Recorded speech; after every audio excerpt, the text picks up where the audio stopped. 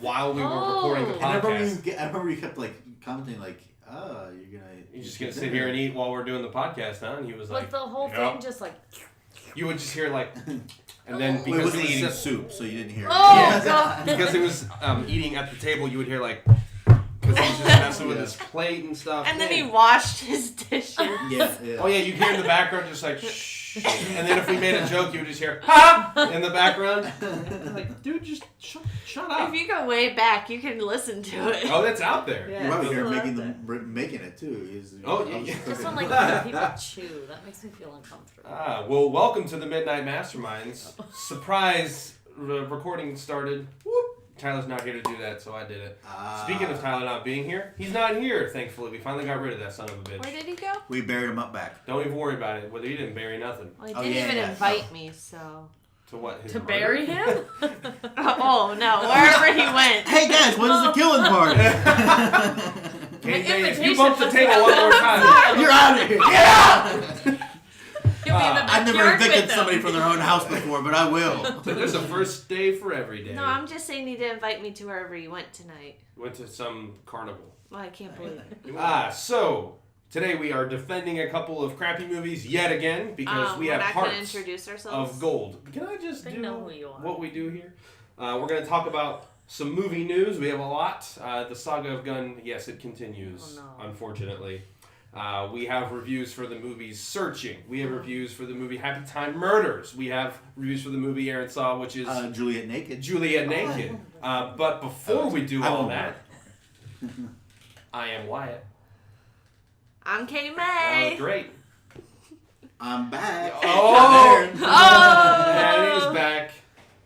Back again? No, I wasn't going to sing. I was just going to say it melodically. Yeah, no, I'm Aaron. Yeah, I said that already. Gotcha. Yeah. And we have... I'm Sarah. Oh, second time. The sequel. If we had a new playlist on the Midnight Masterminds page and we titled it Sarah, there would be 2 videos in it instead of just one. It'd be like Sarah the remix? Yeah. Because this Sarah is our second episode. Well, the truckers. Okay, so Aaron saw a movie once and it's called... Waterworld, and he's going to tell us why we should go see Waterworld. Oh, wow. The show at Universal or the movie? Oh, we're talking about the movie, but you jumped the gun there because... Remember what we did to Tyler? Wait, what? You murdered him? If you bring up Universal Studios one more effing time... You're right. Okay, we'll let it go. But the good thing about the movie is that there was a pretty cool experience you get to have at Universal if you... No! I've been there. Yeah. No, honestly, the concept of this movie is it's about global warming in a sense because if the polar ice caps melt, then this kind of futuristic apocalyptic world happens, and that's the reason why you should see it. And Kevin Costner's in it. Besides For that, concept only. Yeah, pretty much. That's it. So besides that, I mean, I didn't really enjoy it very much. The show at Waterworld is pretty good. Dry land. Yeah. Yes. Exactly. If nothing at all came out of this movie but a good live show that you can see, correct, then at least it did something. It made it worth it. Yeah. And you should sit in the soak zone when it's hot. So. Yeah, but not when it's cold. Not when it's cold. Because then you'll just be chilly. Yeah. They will just straight up pour water on your head from a bucket. They'll just get a bucket out of the water and walk over and just go... You decided to sit here, dum-dum. Hey, you ruined my phone. It's like, then why'd you sit in the green zone, you dumbass? Yeah. My favorite joke from that show is they go, if you're sitting one bleacher back from the soak zone, gravity does not know the difference in color. So do not be mad if you also get wet. And I remember once I was not paying attention and someone skidded their jet ski right in front of my seat and I was looking away. That's something else. There was someone fighting on a different platform and I was looking at that and I just got 45 mile per hour water sprayed onto my fucking face. I thought my skin was going to peel off. But we were in the soak zone. I wasn't mad about being wet. I was mad about my skin getting peeled off my fucking skeleton. He's like, I'm writing a letter. It's a good show. Definitely. It is. Definitely. But yeah, that's pretty much all I have for that. I mean, I do like Kevin Costner, so that's nice. You do? In general. Good. Oh, you know him as a person? No, you son of a bitch. Oh. Why do we have to know? We have to know everybody that we review. Yeah. I know John Cho. So. There you go. Personal. Katie May, you saw a movie once, and it's called. The Hot Chick? Yeah. He goes, With Let me tell you about this movie.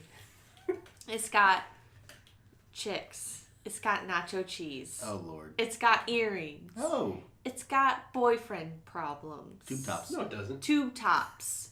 So this guy, he's a bum, and he steals this earring. And then he goes to a gas station, and he fills his bag with nacho cheese.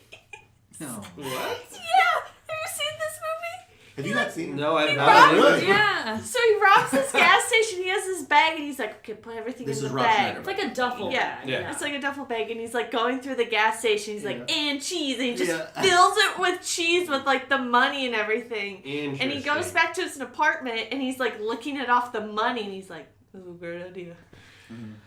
Well, And then he I'm has, signed up. I can't wait to watch this movie later.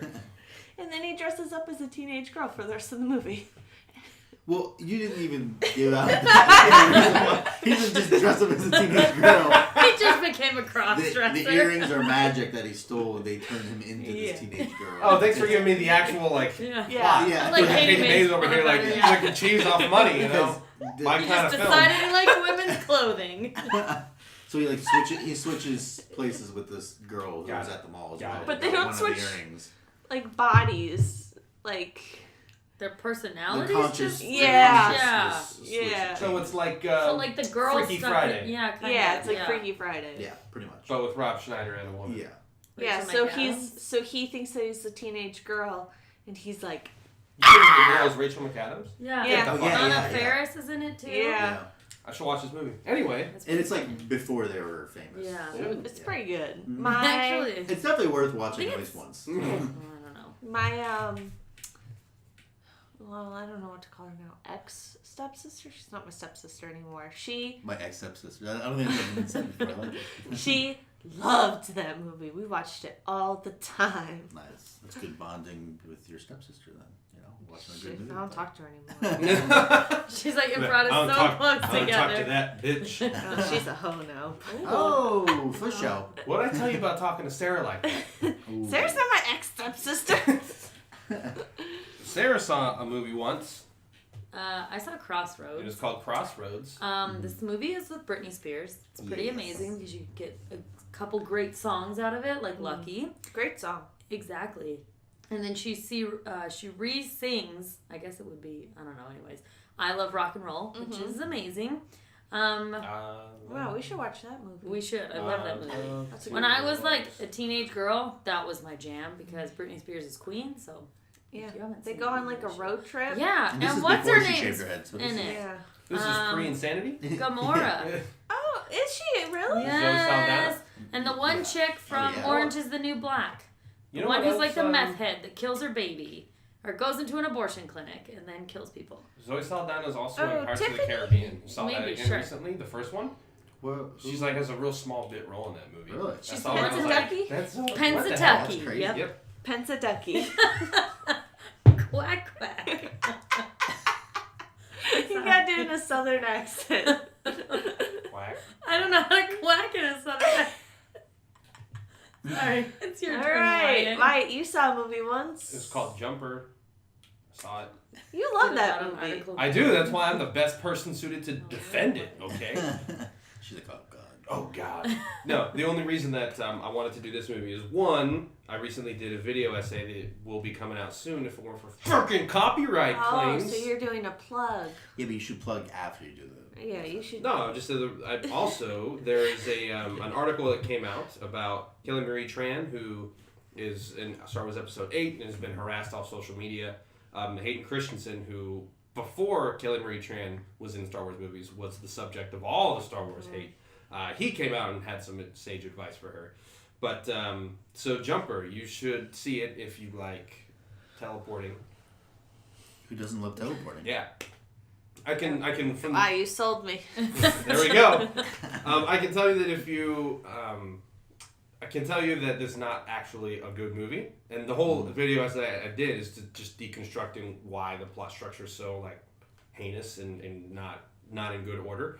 It was a good movie for 25 minutes, I think, and then just whoop. So if you want to sign up for 25 minutes, stop the movie, and then make up the rest of the movie in your own head, you're in for a wild ride. I like my head moving. I like it. The action in it's pretty good. I'll just say that. There you go. It's enjoyable. See it for that. Anyway, so we did that music. bit. We had Yeah. It's original music. Original music. Oh, so starting. This is a good transition into the movie news. So that is actually part of the news. Plug it in. You didn't do your plug.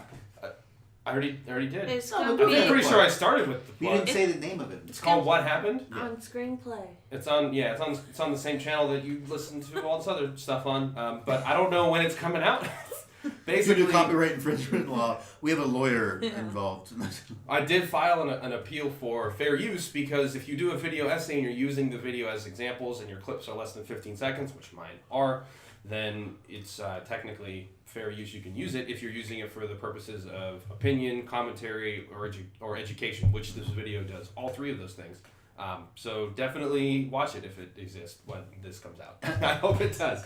Basically, if Fox continues to ignore the claim after 30 days, it just goes up automatically. So at a bare minimum, 30 days from now, mark your calendars. Word. You'll be watching a real good 13-minute video essay about the movie Jumper. Yeah.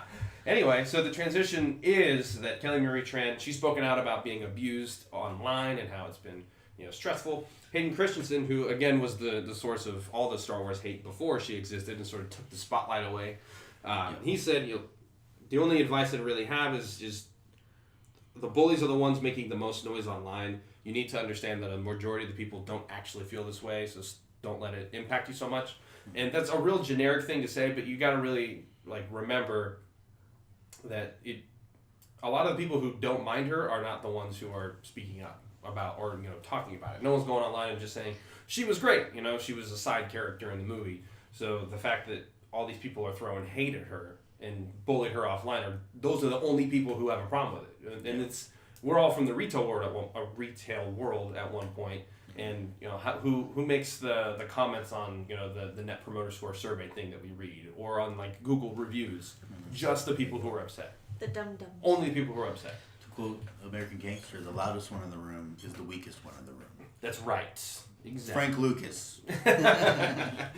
So anyway, yeah, it's nice that Hayden Christensen he's been really private and secluded for a long time. Came back out just to defend his fellow Star Wars Nice bully victim. Yeah. So I love Hayden Christensen. Aaron and I had a good discussion before the podcast, which I was like, we should probably be recording this, but we just talked about how he got so much hate for none of that being his fault. Whether you want to blame the writing on the prequels or not. Yeah. I just feel like he was miscast. He wasn't. I feel like in the movie it's written and they're always talking about Anakin Skywalker as he's a rogue rebel. He's always devil may care, doing whatever he wants, causing trouble. But when you look at him, he's he doesn't do a whole lot. He's just kind of a brooding dude who just walks around all grumpy all the time. He's cute though. He I'd may touch be. Yeah, he's cute. But for if he's written that way and he's not portrayed that way, I just think that he was just miscast. I think if someone who was a little more, I don't know, feisty would have come across better the way it was written. Mm-hmm. And I don't think that's his fault. Who the fuck would turn down Anakin Skywalker? Not me, sir. Even if Katie May was cast as Anakin Skywalker, which would be a total miscast if you ask me.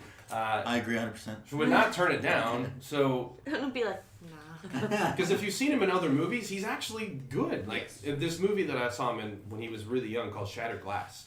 That's a great movie. It's a movie about a younger, it's a teenager. I think in the movie he was supposed to be 17 or 18. Oh, wow. And he became a very well-regarded journalist as a young, and this is based on a true story. And he became a very well-regarded journalist for his writing, but it turned out all of his articles were completely fake. He was just making them up. And it's a really good movie about He should have been writing books instead of being a reporter. No, what's funny is when he got outed, he switched to writing fiction novels, and that's what he does now. So the movie, Number 4, the book that it's based on was written by that guy. That's funny. So, I mean, he's still working, he's still doing stuff, but dude, he totally just lied his way into a career. But the movie based on him, the kid who plays him is the young Hayden Christensen, and he does a great job. He took the term "fake it till you make it" too seriously. Yes. It's like that new J-Lo movie that's coming out. Well, because people hate him so much. Oh, because But because people hate that writer so much, he writes under a fake name now. Yeah, yes, no, Yeah, crazy. he does. Wow. So, moving on to the next thing. Sylvester Stallone has been teasing a lot of photos of Rambo 5. They're going to start making that real soon. Oh, good. Does anyone he's care jacked. about that? Nope. Me neither. Rambo movies are probably my least favorite Stallone movies. They're good movies. But I'll see it. I'll definitely see it. Moving on. So, guys, big news. Ant-Man and the Wasp just came out. In China, it had not been out. So it came out in, when did it come out? Like July? Yeah, July 14th. Yeah, so it's been out. They're still going Here. to see it July before me 16th? because I've not seen it. You still haven't seen it? I made a declaration that I will not see that movie. Why not? Alright. Because the freaking fire alarm. Oh, that's right. I forgot about that. Alright, don't see It it. was like 3 movies in a row I tried to go see, and something happened at the theater that like I went to go see like Sicario 2 again with my mom, and because she was like in town, so I'm bringing her there, and then we like are sitting there waiting after the previews, and there's like a blank screen, and we're like, what the heck's going on? And they came in, and it was like it didn't transfer correctly, and this is right after like the fire alarm was pulled when I was trying to go see that, and there was like another movie after that at a completely different theaters. Would not work. I was like, it's either MoviePass screwing with me. They don't want me to go see movies. I don't know what the hell was going on, but it was crazy. So I promise I'm not going to go see that movie. Well, That's why you gotta go to AMC. I went to AMC. That's where Oh. The AMC we went to last night was V-Fancy. Very fancy. fancy. it was fancy. It was. We But were like the tourists seats were in that small. place. Yeah, it was. But other than, Aaron not being able to see Ant-Man and the Wasp, this movie came out in July and has not been viewable by anybody in China, and I also believe Australia has not been able to be seen just because they didn't release it. There's like a 2-month gap in between it being released here and being released overseas. That's crazy. It's just weird. I feel like they were missing out on revenue, but they opened their very first day in China, made $23 million. Woo. So like think about how much money it made just in the States. I think it made like $500 or $600 million, and now it's about to start its China run. Yeah, so they're gonna make money. The movie's gonna rake in a lot. That might have been a good idea, breaking it up like that. But anyway, so that's interesting. So congratulations to all the people who finally get to see Ant-Man and the Wasp. Yay. Woo! I won't clap for them. Oh. Before I move on to more I'm just kidding. news, It's probably going to be a really good movie. before I move on to more news, Aaron, do you have anything else to talk about? In news? Yeah, that we can insert here. I mean... Did you pull up any tabs? Did you do anything before you came here? No. You sick fuck! I drove here. Oh. I didn't do anything. We played with Play-Doh. It's actually true. So, moving on. Mr. Because I thought we were just going to talk about the bombs. Oh, for sure. Yeah, okay. Oh, well, let's move on to the next one. Tom Hardy is actually signed on for 3 Venom movies. I find that to be strange because that movie looks like it's going to be and it's first one. They don't even know how it's gonna do. They always do that. I think they just sign people on for 1 million movies. Yeah. So they definitely have plans for like a Venom universe because they can't use fucking Spider-Man, or they won't use Spider-Man. But I think that's an interesting thing to bring up because Venom, that's a whole like Sony thing, and I think that Sony has just been dropping the ball around every corner. Like Slender Man was an absolute nightmare of a movie, and not in like the way that it should have been. Like it should have. Yeah. It was awful. It was one of the worst movies I may have ever seen, Interesting. ever since being born. Now they're doing this whole like Venom looks like it's going to be a train wreck, and I hope that it's good, but I don't think it will be good. And Sony and Danny Boyle have been butting heads over James Bond 25, which has been probably the only time I've really been excited for a James Bond movie because I think they're good, and every time they come out, I'm impressed by them, but they never like blow me away. Yeah. And Danny Boyle is one of the best filmmakers like on this planet. Yeah. He's great. And, he's an Academy Award winning filmmaker for Best Picture for Slumdog Millionaire. He's made 127 hours. He's always hitting home runs. And when they got him from James Bond, I was like, yes, this is gonna be great. I can't wait. And then he just quit. He just quit because him and Sony can't decide on anything. Apparently the big discussion was about the Russian villain. Yeah, he had his own guy that he wanted to cast. Mm-hmm. And Sony said, we don't like him. And he's like, well... I don't like you. Fuck you. And he he also had his own screenwriter that's worked with him on a lot of movies, I believe also including Slumdog Millionaire. It's like, if you're not going to hire someone who has won Best Picture for their screenplay, why the hell are you going to give them a hard time about what they want? So Danny Boyle wants to bring on his screenwriter, which again, Best Picture, and they want to use the screenwriters for Spectre instead. Yeah. You want to sub them out for inferior writers. I don't understand. But anyway, Danny Boyle is saying, all right, I want my writer and I want this villain. And Sony said no, so he just quit. He just left. So I think this movie is going to suck now. And this is like strike 3. Sony just keeps fucking failing. I mean, I think it's going to depend on who they get to take over. Ooh, speaking of which, there's a short list floating around of all the people who are basically in the running, and who's on the list. There are a couple people. So Edgar Wright was the most precarious one, I guess you could say. I think that's weird to me. Yeah, I wouldn't like that. Marvel seems to be a company that is like really, really like creatively free. Like you can kind of do whatever you want, and he didn't even work well with them. Yeah. He ended up quitting Ant-Man.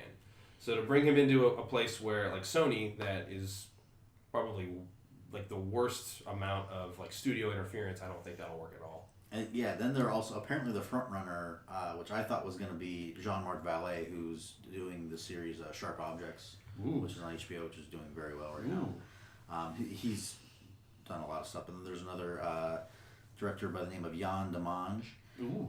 He's a French director. He's actually Frenchman. He's a Frenchman, so French fries. No, not like I love French fries. He directed a movie that's coming out called White Boy Rick, which I'm excited to see. So I cannot wait. I'm excited for that. Yeah. I feel like that movie is not going to be able to match the energy of the trailer, but as far as trailers go, it's an amazing trailer. Oh yeah, for sure. That trailer gets me hyped. Yep. I gotta go watch that trailer, just go work out for like 2 hours. Well, I want to go get custard right now. We're going for custard! That movie's gonna be good, man. I hope it's as good as it looks. I know, because that trailer looks really good, but I feel like that energy and pace of the trailer, you can't have that for a whole movie. Yeah. But you could try.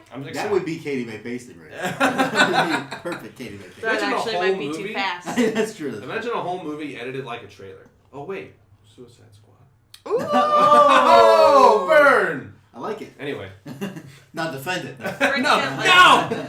He ran away. Frank's like, oh, I like that movie! It's like, stop. Yeah, so those are the guys that they're looking at the moment. Well, they also are looking at Christopher McQuarrie. Yes. Who just did Mission Impossible Fallout. Who I think... he'd be good. He's the clear choice. If they can get him, you're fine. Yeah. But the problem is, like, he always writes his own scripts. Like, he wrote Jack Reacher. He wrote the last 2 Mission Impossible movies that he directed. Did he do Jack Reacher and Never Go Back? He did not. He had nothing to do with that. Yeah, of course. So he always writes and directs his own things. Same thing with, like, Edgar Wright. So I think picking him and putting him into a studio system where, of course, Mission Impossible Fallout was a rip-roaring success. Yeah. But if they don't let him write that movie, is it going to be as good? It'll look really well, and the action will be unbelievable, but the script might not be as good. Yeah, but I feel like it doesn't matter the director you put in there, that, like, those elements that you have with Sony being behind you. Like, you can do that with anybody. It's kind of a disadvantage right now. The movies, whoever steps in is at a huge disadvantage because you're going to have to just do what they want, but with your own kind of style. And the Edgar Wright is not somebody who can work with anything but what he writes, I think. Not that he's a bad director or anything, but he just... I'm sure not a bad person to put in with the studio. Like, he obviously can play ball, but... I'm sure he could, but he's not. That's not who he is as a filmmaker. I think he's afraid of directing somebody else's script and it not being as good as it can be, and like him smudging his perfect record. Yeah. Because both him and McQuarrie right now have like a perfect track record, and I think both of them are afraid because they're at like the peak of both of their careers right now. Yeah. If they were to do anything that is not anything less than perfect, it would be a big problem for them. Katie Mae, you had your hand raised? No, I was just doing the peak. At the peak! I was like, go! The last piece of news I have here, the saga of Gunn. On again. We had a week off. Better holster your gun. And better holster it. He's definitely holstered.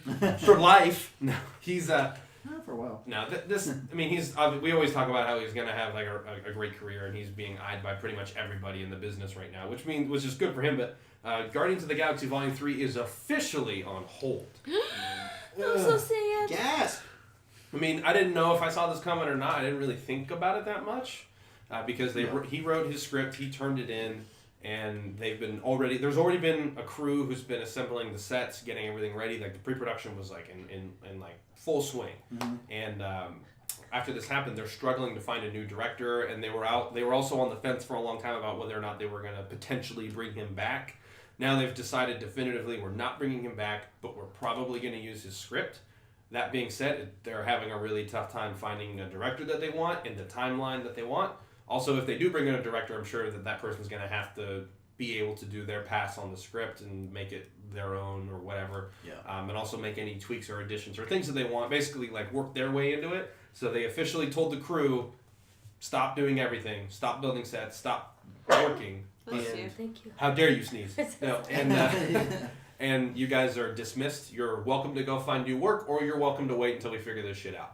So a lot of the crew is considering finding new jobs until then, and it's a big mess. It's a big old I just fucking want to mess. see, like, I want to see this happen, but I want to see, like, one person in the crew just be, like, waiting the whole time. Just waiting by the phone, like, who are they gonna get? I think even if they have a director, because I'm sure they have a bunch of people they've already spoken to about it. Yeah. Let's say, for all intents and purposes, they already have somebody picked, they just haven't announced it yet. Mm-hmm. That person's still gonna need time to, like, get caught up. Yeah. You know, they're not just gonna be able to walk in and start doing stuff. They're gonna have to read through the script and meet with the actors and make sure that they understand all the stunts and understand this and understand that, and they see everything, and they're directing, so they have to be able to look at a set and go, I don't really like this color, like, let's change it.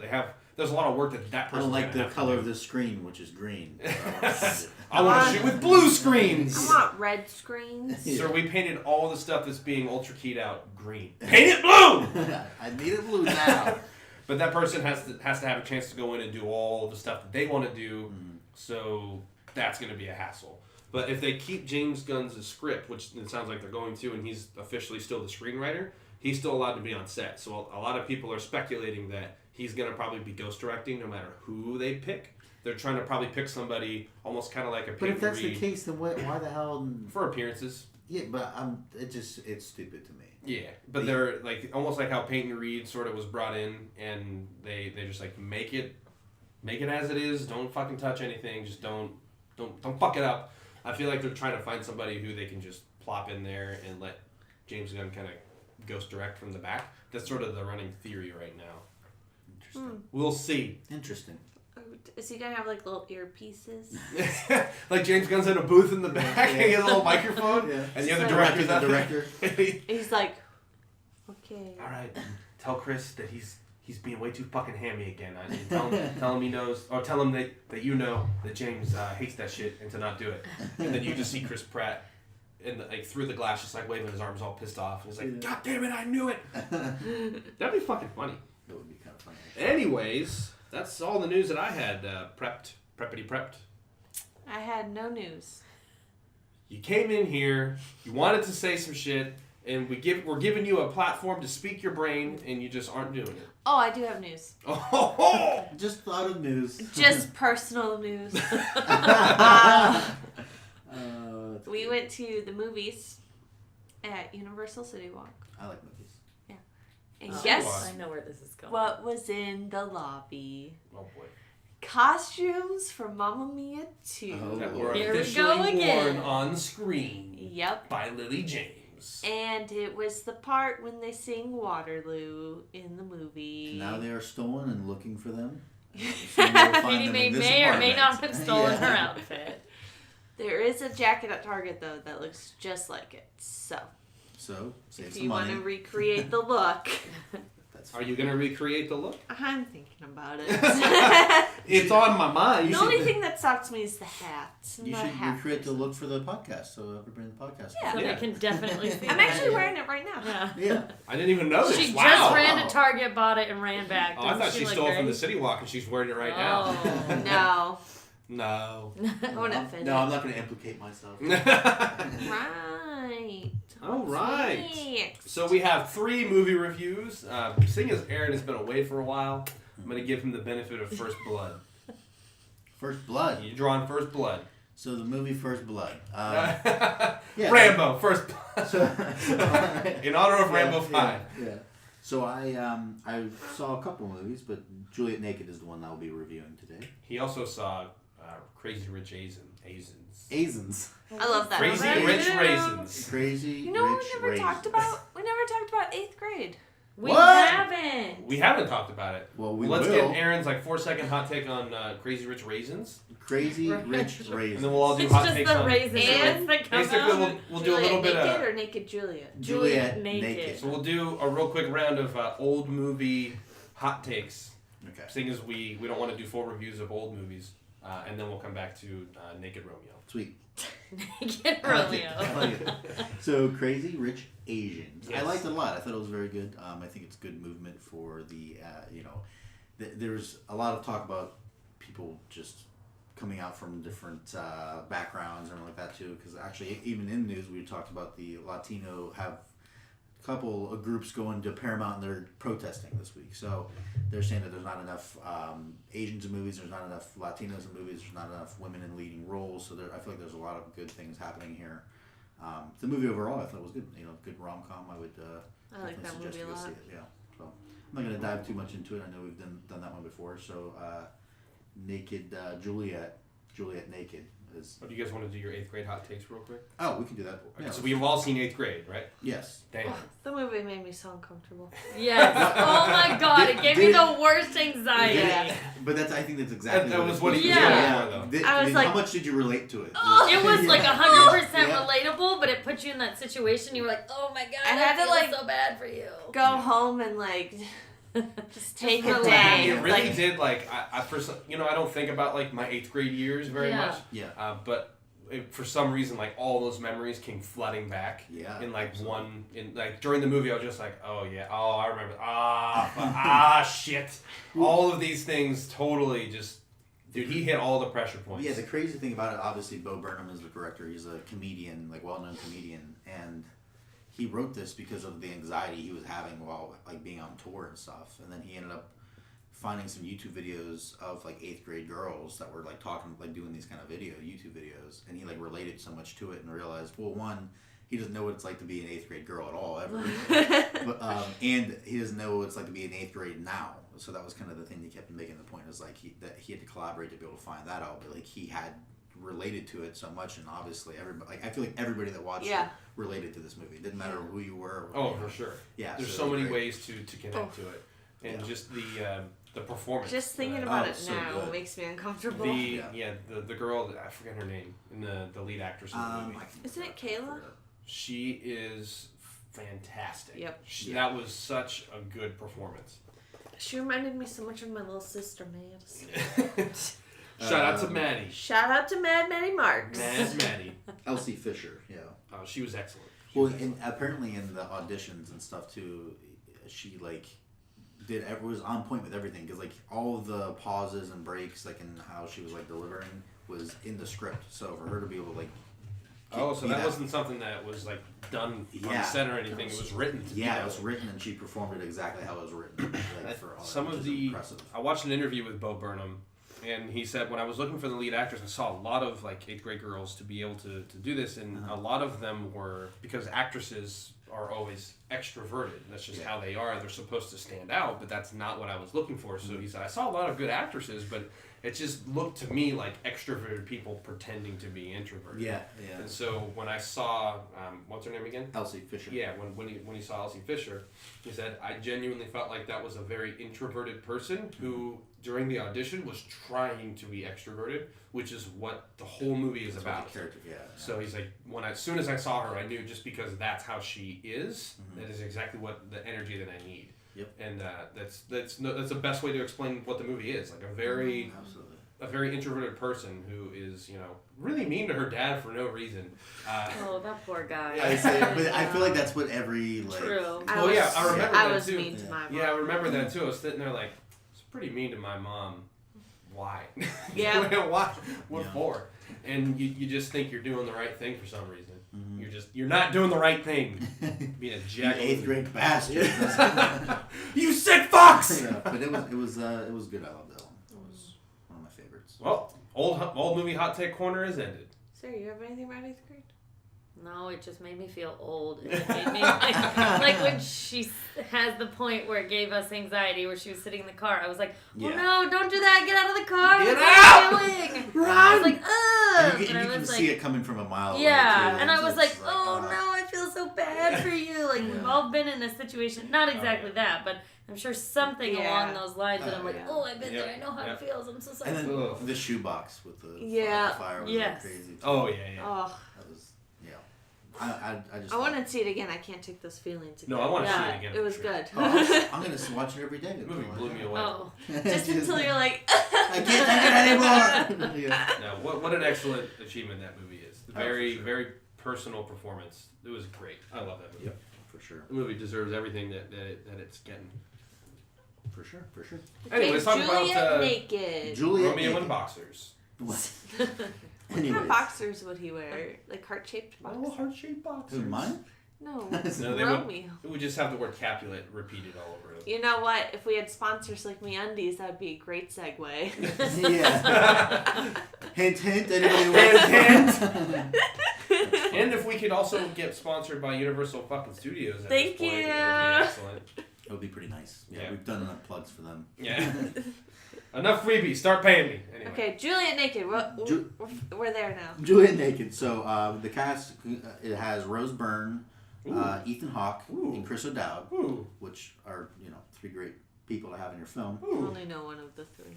That's Who all right. do you know? I'm curious. Ethan Hawke. Yeah, I'll say if it wasn't Ethan Hawke, I would be surprised. You don't know Rose Byrne? she was in Bridesmaids.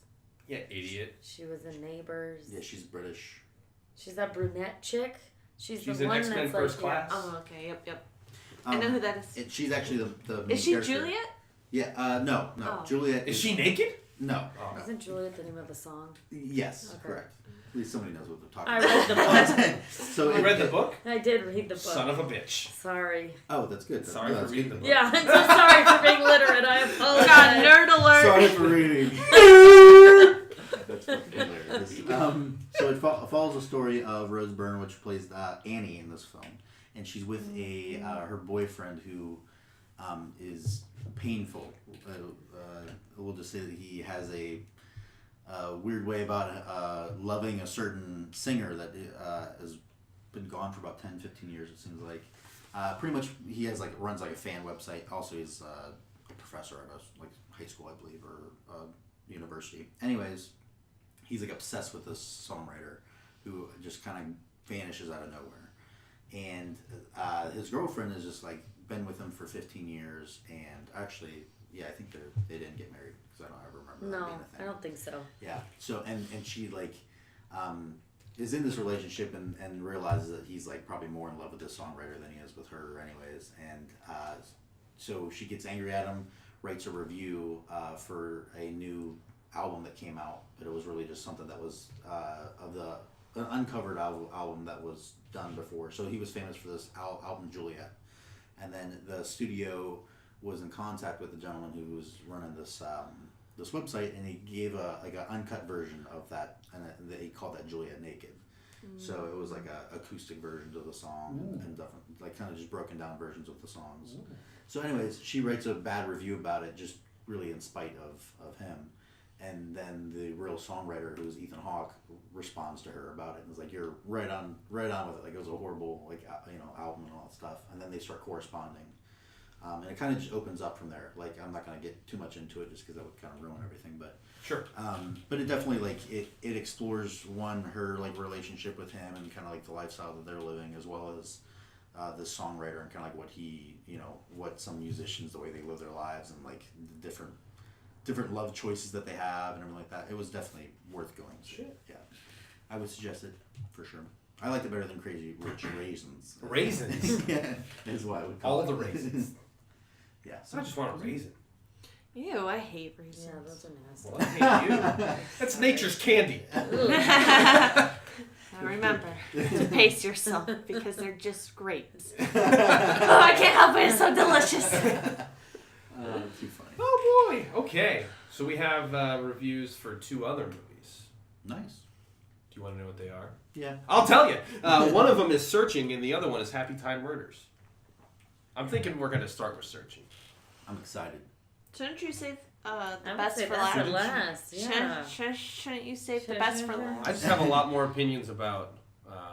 So here's the thing: Happytime Murders is a great movie. We're jumping into it. No, Let's just do it. No, We're doing it. no, I'm not.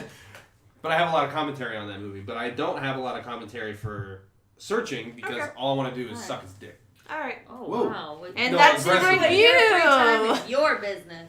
That's All right, well, let's talk exciting. about Searching. So it's directed by Loading. Don't want to sorry. say That's his anything name, about it Loading? because Yeah. you just gotta see it. Oh no, Yeah. we're not going to spoil. Definitely no spoilers for It's a this roller movie. coaster. Absolutely no spoilers for this movie. His name is Anish Shagnity. I don't know how to say that name. Oh. Damn, I'm a fool. It's fine. Anish Shanti.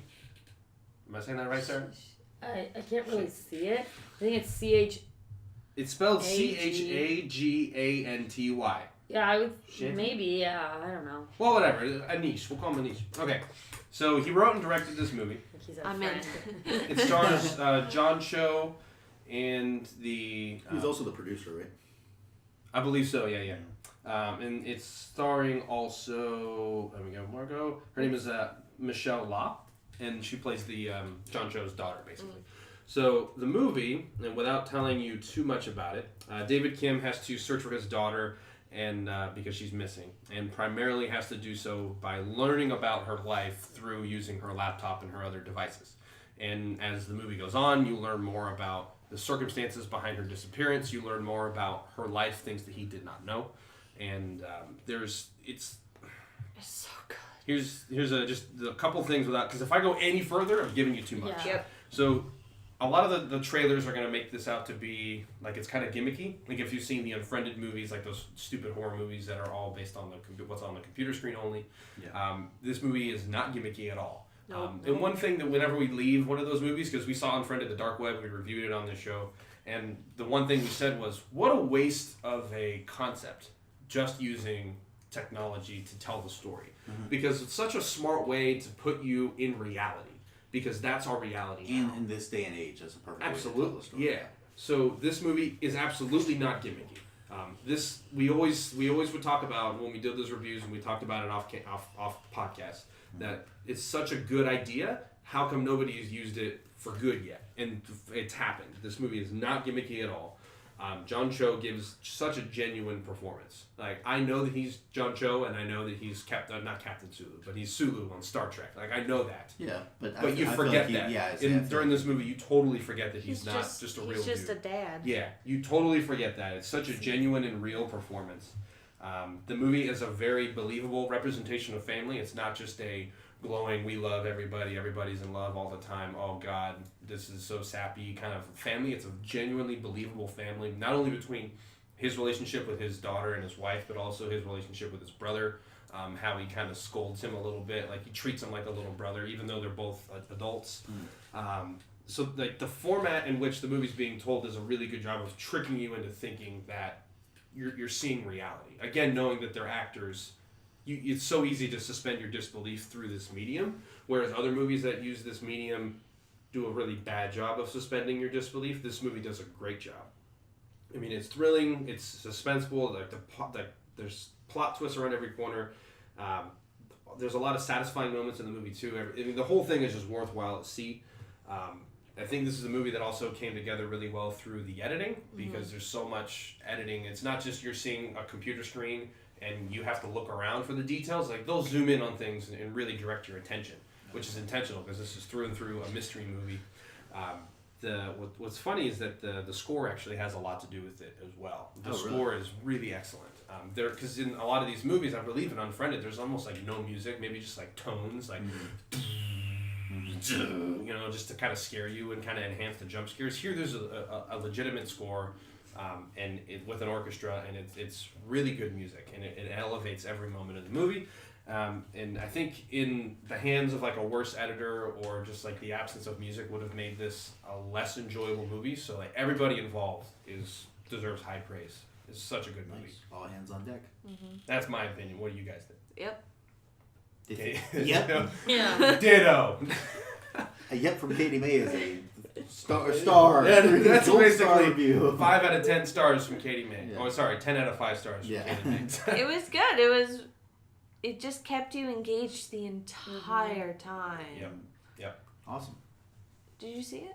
No. Oh, You should. you should. I know. It makes you feel like if you're listening to a true crime podcast. Or Yeah. something. It really does. You're constantly what's going on? What's going on? I learned this fact. I learned this. Like that it's Up really, and Vanish. Yeah, it's podcast. really shout out to yeah. Danielle. We all left the movie theater and we were like, "What just happened? Yeah. That was Well, amazing." I'm like a huge fan of John Cho.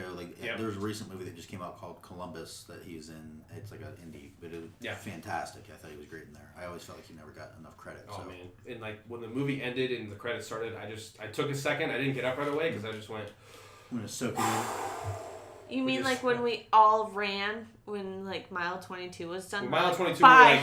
we're wheels up, we're moving. But when this movie ended, earlier? I sat in my seat and I had exhaled and I was like, finally I can release this goddamn tension. I felt like you were just the whole time you were just flexing. You were constipated? You sounded like you were constipated. Almost, Freaked out. I will be genuinely surprised if this movie doesn't receive some kind of nomination. I don't know what for. Didn't it already win an award for Sundance? Oh yeah, the reason that it got a release is because it was brought to Sundance and the whole world was like, this movie needs to be seen by everybody. I think it currently has a 92% run. Yeah, it was really high.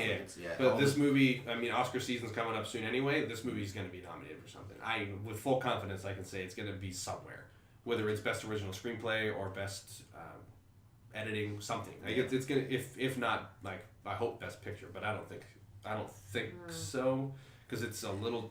I think for the Academy, it's too gimmicky. Yeah, that one doesn't seem to have the elements for the Oscars. But I think when you see it, you'll realize that it might, at least for editing, maybe. But I'm excited. I want to see it. It's definitely well worth your time. Speaking of time, transitions. You guys see what I did there? Happytime Murders was also a movie that came out this week. I want to know what Katie May thinks first, and then I'll give you the plot rundown and all that bullshit. I liked it, but I think I liked it less because my viewing experience was ruined. It was awful. Was it Ruined your ruined or experience. ruined? Ruined. It was ruined. So we went to the Universal City Walk Hello. AMC. Finally, we wanted to go there forever. And it's a nice theater, by the way. It's a super nice theater. I'll The check it out. chairs go back and it's comfortable, but these frickin' ladies behind us, Oh my god. a puppet would walk on screen and they'd be like, Genius, soul man! It was And they were just hilarious. every single, and they weren't doing it sarcastically. Anything that could be considered joke like if a new puppet had a funny voice, Wow. they would just go. and then They'll they start would choking on their own fucking tongues. repeat lines or repeat what was Yeah, happening. yeah. He sang. That was hilarious. If one puppet went, "Fuck you," and they were like, "Fuck you, that's so funny." It's all so much "fuck you," man.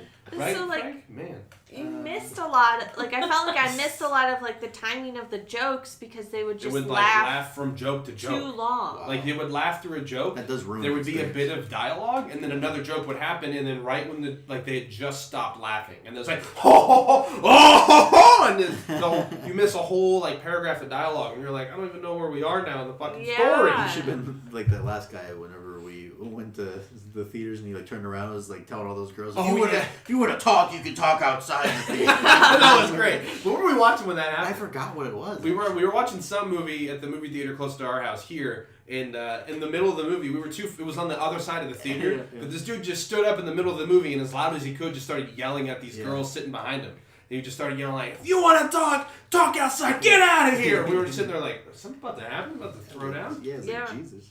I mean, sure, it's annoying, but It was a good at that point, movie, you though. become more annoying when you do that. I want to see it again, but I want to give it a month so that I kind of forget the jokes and then I can try to rewatch it. I want to see it again. So, the reason I wanted to save this movie for last as well is because this movie, there's actually there's even articles being written about why this movie is very divided. People either really like it or really don't like it. And I think what it is, if you ask me, is that I think people expect too much out of this movie. Because this is a day and age where if you're going to do something that is kind of like a spoof or a cliche, you're doing it for a reason or to make a point. And Happytime Murders is not trying to really make a point or be be like a standout of any kind. Yeah. It just wanted to be a funny movie and tell some dick comedy, jokes. Yeah. And people are, I think, expecting that, and they're like, that was some just heinous, vulgar dick jokes the whole time. It's like, well, what? You watch that's the what trailer. it is. Yeah, What's wrong with that? Don't go in expecting that. Like there was nothing more vulgar in that movie than like a Seth Rogen movie. Yeah. Or it's something of that nature. Yeah. But because it's puppets, was it's Sausage more Party heinous. worse than that? Or Sausage Party is way worse than this Yeah, movie. yeah, Oh my god, yeah. Yeah. And you know what? Sausage Party is a good comparison to draw because that movie had a lot to do with religion, like really under the surface. Yeah. It has a lot to do with religion. This movie has a lot to do with racism, actually. But the thing is, it's not beating you over the head with it. It's not like trying to say something. It's just the way the world is, and I guess that's a good place to start, like talking about the plot. So, in this world, puppets and humans kind of coexist. In the days of like the Muppets and those kind of shows. Yeah. In this world, the show is called Happytime, or what is it called? Happytime. The Happytime Gang. Yeah, Happytime Gang. Yeah. So humans and puppets exist in this world where like shows like the Happytime Gang are like totally off the air, haven't been on the air since like the 80s. And puppets are considered to be just an inferior people. And like they do a good job of illustrating that like right away because they see this puppet driving, he's a PI, his name's Phil Phillips. And Phil Phillips is driving to work and you just see how people treat puppets as he drives to work. It's a really good use of an opening sequence where it's not a bunch of exposition, but you do get a great idea of where you are in the first like 5 minutes. When like a puppet's trying to get into a taxi and this dude just walks up and like palms his face and pushes him away and he's like, my cab, puppet. And the dude gets into the taxi and drives away and this puppet just has this really just sad look on his face and goes, fuck you! And it's immediately you're like, all right, I know where I am. I know what movie I'm in. I know what to expect. And it was like that the whole time. Nice. And it rode that joke from the beginning of the movie to the end of the movie, just like puppets saying like curse words and whatnot, but it's funny. It never stopped being funny. Yeah. But the way the story goes is Phil Phillips is a puppet private investigator. He used to be an LAPD police officer. He was the first puppet to do so, and he got fired. And they had to actually put it was like the Phillips Code or Phillips Law or something like that prevented any other puppets from being cops because he blew a case, and they blamed him, but really he just it's part of his character development as to why it didn't work out on that mission. And he's investigating someone has been blackmailing one of his clients, so he's doing an investigation at like a porno shop, and someone comes in and blows away everybody in the porno shop, all the puppets in the porno shop. It's like a puppet porno. I was gonna say it's in the trailer, yeah. In fact, the trailer only takes about like the first half hour of the movie almost, and then after that it's all new stuff. That's cool. Yeah. Yeah, and he puts together that one of the people in the porno shop that died is what the hell is this thing's name? Mr. Bubbly Pants or Bubbly Pants, and he's a cast member from the show, the Happytime Gang, and he starts to put together that I think someone is killing all the people from the Happytime Gang because other people from that show start to die. And one of the cast members is Elizabeth Banks, so like it's all puppets, but then Elizabeth Banks is in it, which is really hilarious. Yeah, that's funny. So he's putting that together because all these people are starting to die, and because that show is about to go syndicated. And if the show goes syndicated, everyone gets the royalty checks. They're all due for like millions of dollars. 10 million. But it's supposed to be evenly divided amongst the gang. So if 2 or 3 or 4, almost all of them die, somebody might get the whole pot. Nice. So that's the running theory throughout the movie, and it plays it pretty straight. Like it's not making fun of the detective genre. Yeah. It's playing it straight, and I think people are being hard on it because they think like maybe the movie should have said something about these detective noir movies or something like that. But no, like it's just it's telling a genuine story just with puppets, and that's where the comedy comes in. Yeah. It's almost like Melissa McCarthy doesn't belong in there because she's... I was going to say, you haven't even brought her up once, so I was wondering it's probably my favorite role of hers. Yeah, she did a great job. And I'm usually not a big fan of her, but... Oh, really? I really liked her in this movie. Because of how like goofy everything is, because it's a whole world of puppets, her shtick, where she always just seems like a fucking cartoon character to me, any movie that she's in. Yeah. But in this movie... It works. Totally belongs. Yeah. Like I know I said it feels like she doesn't belong, but that's because like the story almost has nothing to do with her character, so to speak. Yeah. But they do a really good job of like working her shtick in there. So she's like supporting. She's definitely supporting the character. Yeah. She's not the main character, and it works really well. Nice. You feel like she doesn't belong because it's a puppet story. But the more the movie goes on, the more you learn about her character, you start to feel like, oh, okay, she totally belongs in this. And then her shtick is, her being Melissa McCarthy. Yeah. I actually really laughed at some of the stuff that she said in the movie. Nice. It really worked well. I think people need to stop being so effing hard on this movie and just take it for what the fuck it is. I'm not going to sit here. Like the Meg. It's just a fun time. Yeah, I'm not going to sit here and say that it's movies can just be a fun time. Absolutely. If you go in to see a movie like that, and then you start breaking it down, like, oh, it should have. The plot structure is heinous and the characters not there's certain movies I think that you should critique like that. Yeah. And if we wanted to sit down and critique it, this probably isn't a great movie. It's not. But it's fun and it's funny. And if it's enjoyable, then it did its job. Yeah. So this movie is directed by Brian Henson. Yes, that is not a mistake. That is the son of Jim Henson. Mm-hmm. And he, it's almost like this movie is just full of all the gags that he thought of when he was a kid. And he was like, when he's 13, he's like, wouldn't it be funny if a cow getting milked looked like a cow jerking off, and that's in the movie. It's things like that are all over the movie, and I think it adds to it every time you bring that up. Nice. It's funny. Mm-hmm. What do you think, Sarah? I didn't even know that you saw it. I saw it maybe a month or two ago because I saw it as a free screening. Oh, you did? She saw the pre-screening. Awesome. Yeah, and literally the description they sent me was it's a buddy cop movie between a Muppet and a human, and we went into it. Me, my mom, and our friend Danielle went into it, and within the first 10 minutes, we were all dying laughing. Yeah. Everybody in the theater. I remember one guy in the back, he, couldn't handle it. He was dying, which led me, in tears laughing so hard. And Katie and I said, we know that we said the ladies behind us were being obnoxious, but everybody was laughing. The whole theater was in a riot. We weren't sitting there Yeah, we weren't sitting there oh, these people are the only ones who thinks it's funny. No, the whole theater was how funny lively. would that be though if there was a guy at the theater I can't handle this, I gotta leave, I gotta get out of here, it's too good. Leave the theater.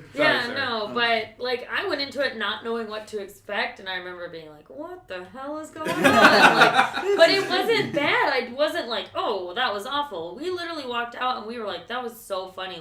From the description we got, we never expected it to go that way. Mm-hmm. And I'm everybody, afterwards when we filled out our surveys, everybody was that was amazing. That was great. And then not even maybe a week later, I saw the trailer and then there was all this controversy behind it. Yeah. And I think maybe that's why people expected so much from it, because I know at one point, I don't know if they were being sued or something, but they were saying that, you can't use the rights. Yeah, but I'm me going into it having no idea what the movie was about, I thought it was really funny, and I'm it's not supposed to be some super smart movie, obviously it's a comedy, but I'm it's a fun time, exactly like you said, how the Meg, you know it's gonna be dumb, but you go into it and you're I had a great time in that movie. That's what you go in looking for. It delivers. It delivers 100%. Sometimes you just need good movies like that, Crazy Rich Asians. It wasn't anything great, but it was a cute movie. Yeah. He loves that movie. Yeah, Bert's over there saying I liked it. I love the raisins. So what a lot of people are saying on Twitter and all these other places is that one of the examples is it tries too hard, or it attempts social commentary but is failing at it's you don't try enough, all you do is go on Twitter, you fucking idiot. Honestly, I don't know what social commentary they were going after. I think they're because you can draw the line and say that this movie is trying to make a stance against racism, because the way that puppets are, it's almost how X-Men is a metaphor for racism. This kind of is a metaphor for racism, but it doesn't deal with it. It's not a big thing. Yeah, it doesn't go puppets are people too. It does, but that's not the point of the movie at all. Yeah, and why does it have to? It's not trying to. It's a comedy. It's just to go in and have a good time. Yeah, and people are saying that Melissa McCarthy is way too over the top, and I just think people don't. Isn't that how she always is? I feel like. But it works so well. People who are being too hard on this movie, I think, are not. I don't know. They don't get it. Sound like they don't get fucking idiots if they don't. The movie's kind of laughing at itself. I think people nowadays are they just try to look too deep into all the movies. Mm-hmm. It's not all movies are like that. We know this. When we went to a free movie screening recently, and the guy was the size of his car definitely represented how middle class he was, and we were you got that out of this movie? What? Not the kind of car or the type of car. The size. The size of the car. He was poor, and then he moved his way up. Yeah. Some of the other people are saying they're trying too hard to be vulgar and dirty, and I'm here to say I don't think so at all. Sausage Party was way worse. Sausage Party was way worse than this for sure. I went into Sausage Party thinking that this is going to be a vulgar movie, but it's How still vulgar be, can it be? Yeah, how vulgar But then can at it be? the end, I was like, And I was like, oh my god, I gotta take a shower. Holy Yeah. shit. And like this movie doesn't make you feel like that. Like the most vulgar shit you see is like in the first 10 minutes when he Yeah. goes to investigate the porno shop. And the silly And string. you open up the they open up yeah. the curtains and they're filming an amateur porn in the back, but it's Yeah. just like an octopus using all of its tentacles to jerk off a cow. But it's the cow's udders, so it's just milking a cow, but it's doing all the udders Who at hasn't once. watched that before? Yeah, Yeah. that's who all- hasn't done He's that like, before that's on a my field Friday trip? night. Yeah. Then there's one bit where like a Dalmatian is like yelling sexual things at a male, like a man, like a human, like firefighter or something like that, right? No, that wasn't in This when I one you saw saw? it. Really? Really? Oh, you didn't see that? Oh, wow. I'm like, what? You Oh, go yeah. rewatch So- it. I'm like, So this Phil has Phillips- happened multiple times. Yeah, I've been to yeah. a lot of free screenings, and afterwards, I'm like, wait, what? They That add wasn't something. in the movie. Yeah, so Phil Phillips is walking to the back to go to the files because he has to sift through the files to Uh-huh. find like where to go next, basically. And he walks past a room and there's a dude fire. It's a film that's playing, and on the screen, a male firefighter is like laying on a bed, and there's a Dalmatian like on his chest, like you doing sexual things to him. Like bark. Yeah, bark, bark. It's funny. It's good. That's probably the most vulgar stuff that you see, other than like you know The they go down. murder. They definitely go down Skid Row, and you get to see like puppet prostitutes and puppet drug addicts. But like they're not addicted That's to what I'm drugs. into. So They're that's addicted why. to sugar. So Yeah, it's yeah. not any like it's even when it could go like hardcore and actually Yeah. make a puppet like addicted to meth, they use sugar. So it's never over the top vulgar. I think people's criticisms of this movie are kind of unfounded. Wasn't it like the Chappelle show that made the Cookie Monster like a crack addict? Oh yeah. Like, eating up the spoon with the cookies or something. Oh man, that's a good movie. I think everyone should go see. Maya Rudolph was hilarious. I Yeah. thought she was Yeah. great. She's always good. Elizabeth Banks was, you know, She basically. wasn't in it very much. I No, feel she like, was at least playing what I herself. saw. I Yeah. think It was she great, was. yeah. It was good, man. She's always great. I like it. Watch this movie. Is that it? I mean, that's pretty much all we have, right? I mean, unless anyone else has anything else to say about Happytime Murders, the only thing I will say is I'm definitely seeing it again. I think it was Yeah, awesome. It was I a would great see it movie. again. So anyway, what I will say is thanks for listening. Yeah. Thanks to Aaron for coming back into our arms. We Woo. loved Wonderful. you. We missed you. You haven't hugged me one time, but that's fine. I'll hug you. No, I don't. I'll give you hugs and drugs. Oh, Yep. Nice groom. it's my new sign-off line: hugs and drugs. Hugs and drugs. So Nugs and nugs. screen. This for is chicken nuggets. Oh yes. Love my nuggies. This is a screenplay podcast. You can listen to us on Spotify, iTunes, and even Google Play. Listen to that shit. What? Isn't that crazy? We also put up YouTube links, so if that's where you decide to get your podcast from, you can listen to us there. Otherwise, that's all I Go got. fuck yourself. I'm just kidding. Oh, Just kidding. alright. Everybody Going On that note, we also have a Patreon. Donate to us or go. That's right. On That's our right. Fuck Patreon. yourself. If you donate at least $1 a month, you can see $4 Fridays. $4 Friday. You can listen to $4 Fridays. Yeah. Sarah's on this one.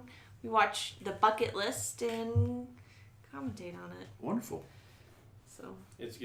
It's good. so watch out for it, but you have to pay $1. Watch out. All right, everybody. Nice.